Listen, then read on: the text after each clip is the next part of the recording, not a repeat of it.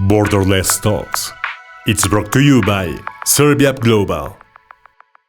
Welcome to Borderless Talks, a monthly podcast where we explore narratives of working beyond borders with global business leaders. Join us to learn more about international recruitment and industry trends on how to build a global presence. This podcast is brought to you by Serbia Global, Borderless Recruiting Made Easy. I'm your host, Rich Guerra, Global Head of Revenue at Serbia Global. On episode 1, we're going to be talking about the evolution of nearshoring in Latin America. On this occasion, for our first episode, it is an honor to have Venecia Carrasco join us today. Venecia is the co-founder and CEO of Baja Nearshore. Welcome to the show, Venecia. We're so happy that you're here. Hey, Rich. I'm excited to be here today. Thank you so much for having me as your first guest at your podcast. Thank you very much for taking the time today. And as I can recall back, I think I met you around 2 or 3 years ago when I was connected to Byron, and he helped me with one of the processes with one of the companies that you work with for a sales role. And I was pretty much blown away with the work ethic and the professionalism that you have behind Nearshore. So let's go ahead and kick off the show by getting to know you and a little bit about the company that you have founded. And can you tell us a little bit about your professional journey so far? Absolutely. I love that you started off with how we met each other overall. I think it has been the start of how I've met many different professionals in this space by an interview or an intro to one of our clients. But to answer your question, we started Baja Nearshore right in the middle of the pandemic. We saw this opportunity where different companies were open to hire professionals remotely from Latin America. And given my professional background working with American franchises, working with distributed teams across Latin America, the Philippines, the US, we overall saw a great opportunity and thought of putting together a business, of course, in order to help not only companies, but also many professionals that were laid off back then. And that's how Baja Nearshore was born. Awesome. Yeah, I think right now there's a lot of synergies with Serbia Global and Baja Nearshore. We also work with a lot of companies that are coming into Latin America, mainly Brazil, Colombia, and Mexico as kind of like the thriving countries that are pretty much kind of in the spotlight. And I think as of the pandemic, we've seen that grow more and more. In regards to Baja Nearshore, can you tell us a little bit about how that came to be? Like, how did that idea come to you specifically? Well, I think that the idea overall was the easiest part, so to say. Like coming up with a concept and putting it together is where it becomes a little bit more challenging. We actually started this business, as you mentioned, our co-founder Byron, my husband as well, is a co-founder of the company, and I think that he played a major role for making this happen. There is a lot between just having this very creative personality or being very motivated to get things done, but then actually getting things done. So there was a lot of paperwork involved, lots of just dealing with different agencies and everything being shut down because of the pandemic. So there was a big thrive from the team in order to make this happen and not just make it like, you know what, we should put together a business and work together and make it happen. So there was definitely a good combination of wanting things to happen and then actually getting them done. So coming up with the idea was easy. It was just a matter of, you know what, some companies are hiring remotely. We could do the same thing given our different backgrounds. And yeah, that's how it actually happened, from the conception of the company, the idea, and then actually showing up to the right offices, sign the right paperwork, and put everything together, of course. Definitely. And in regards to like nearshoring, since that's pretty much part of your company name, for our viewers that may not be familiar with that term, can you explain to us what nearshoring is? Absolutely. I think that most companies are familiar with offshoring, which is hiring from anywhere outside of the continent, so the Americas. And typically what we've seen with offshoring has been hiring from India or the Philippines. And now we're open to hiring from Latin America, which is just hiring from neighbor countries, right? It's a form of outsourcing where you work with people within the same time zone, which I think has been a great advantage of working with talent from anywhere in Latin America. So hiring in the same time zone, in the same continent, overall not going overseas, of course. Perfect. Yeah, that's very interesting. I know that you also mentioned the pandemic played a big part in Baja Nearshore's launch. How has it changed as of the pandemic and in the years after? What do you see happening also in the future? Of course, I think that with the pandemic, it was just the very beginning, right? Just being open because there was no other option. It was either remote or closing the business, right? There was no alternative. And there were so many different companies that would have never been open to hiring outside of the US until the pandemic, of course, or even remotely overall. And right now we're seeing this shift where companies are still open to do the remote job motion, but then again, there's also this need of meeting in person or working hybrid or building pods. So one thing that I've seen more is that before we were open to just placing candidates from anywhere in Latin America and have them distributed across different countries. But now we're trying to build more pods and maybe have the engineering team based in Colombia only, or we're only going to hire graphic designers based in Guadalajara, or just seeing this, or Bogota, Colombia. Those have been the different pods that we've put together.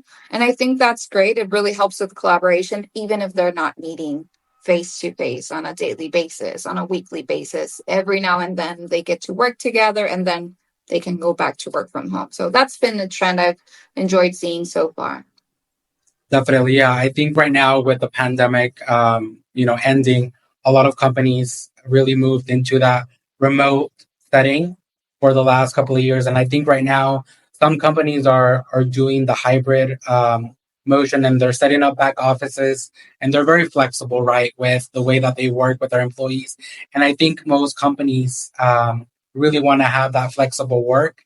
And I think right now, as an employee benefit, and I think your company really creates that environment for the hires that you have, is you want to give them the best benefits, right? And I think remote work is an actual benefit of an employee, and they're seeking, right, having that remote availability with them. So in regards to the companies that Baja Nearshore works with, what are some of the types of companies that you have helped with their global expansion? Sure. It's been a little bit of everything. We definitely started with software as a service companies. Those were the ones that were more open to hire from Latin America, or at least where we got the most requisitions from. And then it has been cybersecurity, fintech, hospitality, even many customer support, customer success roles there as well, healthcare. So overall, any company that is open to hire from Latin America remotely would be a good candidate for them to work with us. Got it.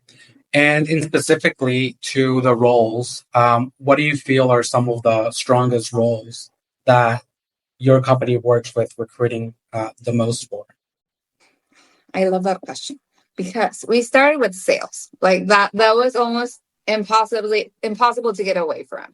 Mostly sales development representatives, account executives, account managers, everything customer facing. That was just how we started, because we would focus a lot on the candidate's experience working with American companies and their English level, which I think that was one of the biggest advantages that we had getting started, where we could just help them like hit the ground running and get them started. They already had the experience, and like they were a good culture fit there as well. And as we grew, we started working with other back office positions, and then graphic designers, developers has also been a great opportunity for us as well. But I think that the core of the business has been customer facing positions, and that has been the majority of the placements that we've made, of course. Got it. Perfect. Yeah, that makes sense. In regards to the trends and some of the predictions that you currently see happening, are there any types of predictions that you can kind of pick up on right now from the hiring that you're currently doing? Hmm. Well, yes, I've seen some things change definitely that are being less of a novelty and things are getting a little bit more standard, right? When we were getting started, everything was just not everything, but the job descriptions, the expectations, everything was new in that sense. So a lot of I'm trying to find the right words here. So at the very beginning of hiring outside of the US or of nearshoring, at least from our experience, we saw that there was a lot of trial and error in terms of the KPIs, maybe, or the results that were expected. Right now, we can see that there is a lot more knowledge from both the candidates and the companies that are hiring. They have a stronger knowledge of what they can find in terms of salaries, in terms of experience. So we're all better acquainted to this motion, and that has given better results where we can just focus on how specialized the candidates actually are instead of like, well, they are bilingual, they've been in the space for a while, they might be a good fit, right? Like right now, the quality that's expected is higher. There is still many candidates that are a great fit for the different roles, but the bar has definitely raised, and I think it's just going to keep getting higher and higher. Great insights. In regards to some of the platforms that you use for testing some of the candidates, are there any specific platforms that you use? I know right now we're in the big boom of AI, and everybody's using AI to enhance their, curriculums or enhance some of their offer letters. Everybody's using AI, kind of like in the whole hiring cycle. Are there anything? Are there any platforms that you're using or that you kind of see in the recruitment landscape now? I think that anything that's related to video is a must when hiring remotely. We can't just expect for companies, hiring managers, or candidates, applicants to be available for an interview in real time if we want to move fast. We're being a lot more proactive with video, where we're making video introductions of our candidates, where they can either have a scheduled interview with one of our recruiters or they can submit their videos in their own time as the very first step of the process. So we've tried different platforms for that, but anything video is definitely helpful, relevant, and essential for this process. Perfect. Yeah. I think right now, also as we help companies hire, video is kind of like one of the biggest things that they ask for, just because it kind of shortens the filter. And obviously, when we see the video, we know and we can better pick some of the candidates. At least that's some of the items that we receive as feedback. So great insight there, and I hope all of our viewers here are taking note of that. In regards to obviously the countries that we mentioned, the biggest ones are obviously Mexico, Brazil, and Colombia, as being kind of like the top countries where most companies are working with. It's great insight there. Which one is the one that you work with the most? From those three, I'd say Mexico and Colombia. Those have been the ones that we've worked with the most. There's also Argentina, and Central America. Those have been kind of where we've sourced and placed most of our candidates. Perfect. So now we're going to move to a very fun part of kind of like our podcast. It's the Global Hiring Challenge. It's time for the Global Hiring Quiz. The city is known as the Silicon Valley of Mexico. Venecia, I don't know if you know this. Do you know which in Mexico is considered the Silicon Valley of Mexico? Of course, Right. that's Guadalajara. That's correct. Guadalajara is actually becoming a very major hub for Mexican tech companies like Whiskey and global tech giants such as IBM and Oracle. And I think are helping the economy, obviously, overall in general, by having Guadalajara be this major hub. And most of the graduates there are developing in software development, engineering, and IT management. So I think we're creating that hub just similar to the US. Going back into the specific countries that I just mentioned, let's go ahead and cover some of the compliance considerations when hiring in Brazil, Colombia, and Mexico. Are there any kind of compliance issues that you've had or any legal items that when hiring someone you have considered like a stopper in any of these countries? Yes, absolutely. It is definitely challenging to work with different countries who have different rules, different items in terms of compliance. There are many things to consider there. And that's why I'd highly encourage anyone who's open to hiring outside of the US to consider an expert in this matter. So reach out to Rich on this if you want to hire outside of the US, if you need any help there. But yeah, some of the biggest items there when speaking to different clients is, well, what am I going to do when it comes to the legal benefits that they should be receiving?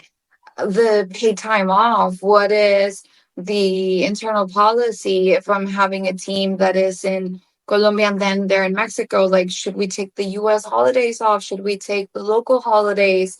What does the severance look like? Right. So there are many frequently asked questions, and these will be different from one country to another. Right. We can come up with our own policies, but then again, we need to consider what is different from one country to another. I think that one of the biggest ones that we've had to discuss with both clients and candidates have to do with insurance, right? And again, paid time off, maternity leave, like that could be so different.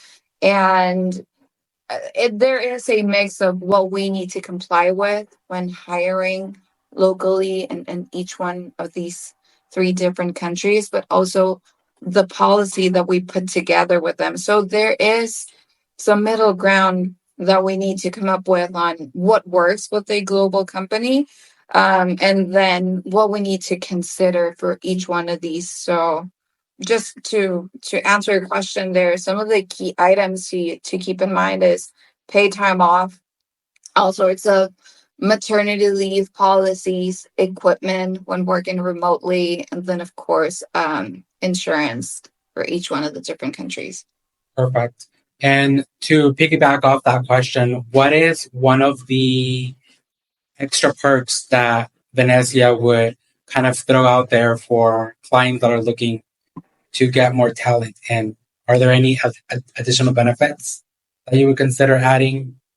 Of course. Yeah, it would really depend on the client, the hire that they're making, of course, but I would always put it out there and consider that on top of those basics that we mentioned earlier, they could consider a learning and development budget, a work from home stipend, and then anything in regards to meeting with their peers. If they have an offsite that could be scheduled, if there is some time that they could take off their work to get to know each other, it could be over a lunch and learn session, or it could be anything like getting together on a monthly basis, on a quarterly basis. That is definitely helpful and should be part of the perks that we should put together even while building the job description. It would definitely help build a better remote culture. Perfect. Thank you very much for that. And do you have any kind of good customer success stories from the clients that you helped that you can tell us a little bit about? Absolutely. So going back to Guadalajara, we've helped one of our clients put together a team of, I think it's been 15 placements that we've made with them, and they are all based in Guadalajara. And the biggest success there for us is just seeing them how over the past couple of years they've been able to meet in person for their offsites, how they've been able to collaborate offline as well. And I've seen them grow from our first hire, I think it was 2.5 years ago with them specifically. And it was great to see how people have been promoted from team leads to even now. I think it's a regional director with the first placement that we made there. And how she has grown within the company. So that's just to provide you an example of how from one hire to a full team of, I think it's 30 plus remote people, but it's just the 15 that we've placed in Guadalajara specifically. So yeah, that's a good example of just putting together a pod and also having them grow after they're being placed a couple of years in, of course. Awesome. That's a great story. And in regards to, like, we've mentioned Mexico and specifically Guadalajara as a key market for kind of entry into Latam. Are there any other places that you feel would also be, like, I know you mentioned Colombia. What specific about Colombia that is an advantage for these U.S. companies or any other company globally? Yeah, so it's not just Colombia, not just Mexico. It's anywhere in Latin America where they can work within the same U.S. time zones. And that is a big one for collaboration. Nobody is working on the graveyard shift. Nobody is getting very early in the morning. It could just be the same work schedule or a very similar work schedule. Going back to Mexico and Colombia, well, obviously geography helps. It's a short flight from Colombia to Miami. It's a short trip from Tijuana to LA. It's even a short drive. So geography plays a very important role when hiring from Latin America. So those two, how close we are, and then just being able to work within the same time zones is definitely a game changer.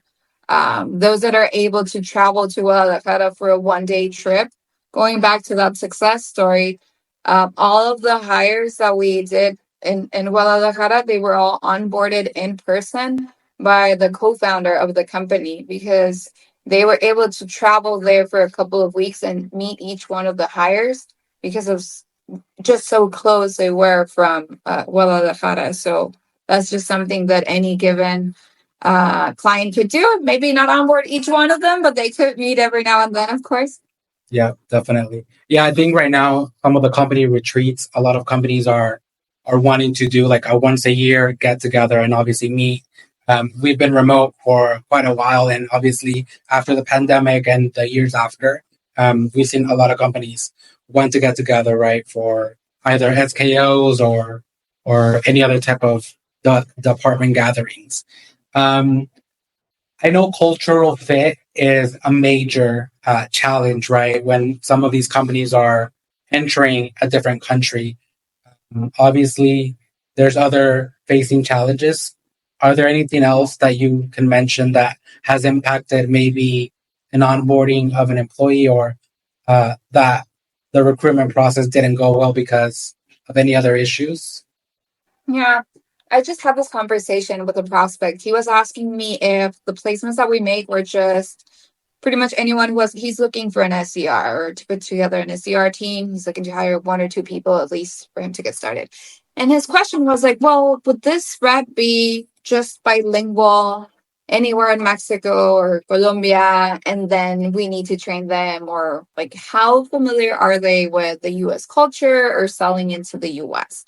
And I think it's a very fair question because there are many assumptions in terms of what's available. Many companies might be very well versed and will be very prepared when we have the first conversation, and they'll know about what's going on, but then some of them won't. And going back to the challenges that they might be facing, if we were to work with those that are bilingual, who have the professional experience, there would definitely be the challenge of working with the US market, especially if they're selling into the US market, right? So it would really depend on how prepared the company is to take on these new hires and train them, and just be prepared for that learning curve, right? Rather than expect them to hit the ground running. And that's fair. It's a fair assumption. Some other challenges have to do with working with distributed teams.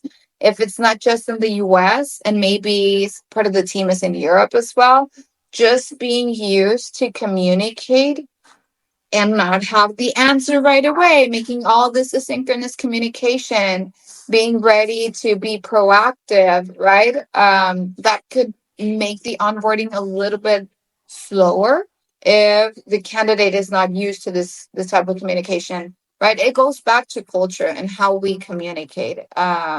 There are many different factors that come into this, Right. but communication is key. So if they haven't had the experience of working with distributed teams across the globe, that could also be a challenge if that is the reality of the company that they're joining.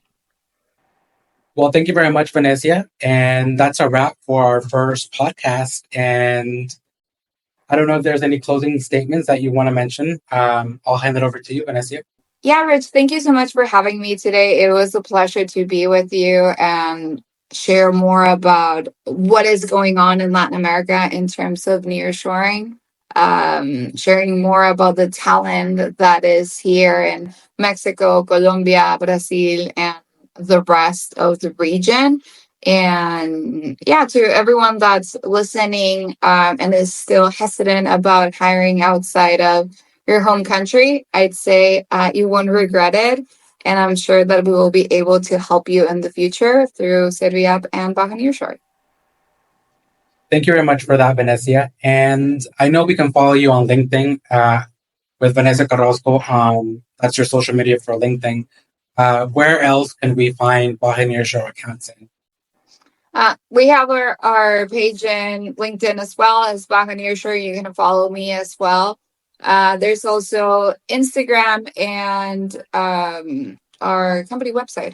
That's what we have in terms of social media. We'll be putting together some more content in the near future. Perfect. Sounds good. And we'll be happy to share that on our page as well. Thanks again for your time. And thanks again, everyone, for viewing. Thanks, Rich. Thank you for your time, Venecia. We couldn't ask for a better guest to help us kick off this show. I'm Rich Guerra, your host. Thank you for listening to this episode of Borderless Talk, brought to you by Serviap Global. You can follow Serviap Global on LinkedIn, Facebook, and Instagram. And you can follow me as well on LinkedIn in my profile with the name Rich Guerra. Stay tuned for our next episode of Borderless Talk, coming to you every month. I'll see you again. Have a great day. Borderless Talks. It's brought to you by Serviap Global. Serviap Global.